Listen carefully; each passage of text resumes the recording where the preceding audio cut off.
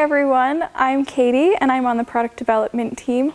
I'm here to talk to you today about 3 of the blocks that you'll be doing this week. I'm going to be giving you some tips and tricks about the typewriter blocks because they can be a little bit tricky and they have a few elements maybe some people aren't comfortable with. To begin, before we start those blocks, you have 6 optional felt typewriter papers to choose from. You're going to choose 3 of these.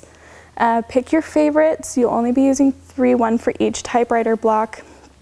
I'm going to use this one for my example today. Placing it can be a little scary because it is dimensional, but all you're going to do, you'll stitch your placement line once you have your fabric hooped. You'll line it up, and then using our Kimberbell paper tape, we're just going to go ahead and tape that in place to securely hold it down while you stitch your tack down line.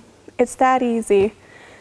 Another element from these typewriters that can be a little tricky, or if you've never used this permanent topping before, can be a little confusing, is why you need it.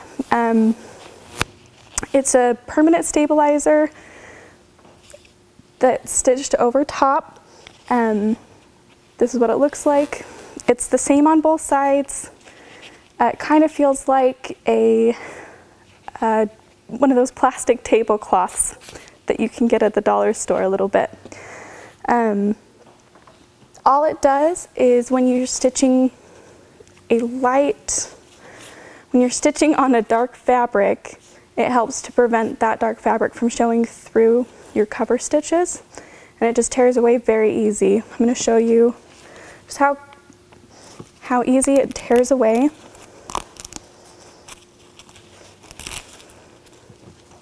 Might need some tweezers to get in these little places, but once you've stitched over top, it just tears away just like that. We'll go back through with some tweezers and get out those little pieces. It's nothing to be scared of. Very easy to use. Anyway, I hope these tricks help. Thank you for watching. Happy stitching.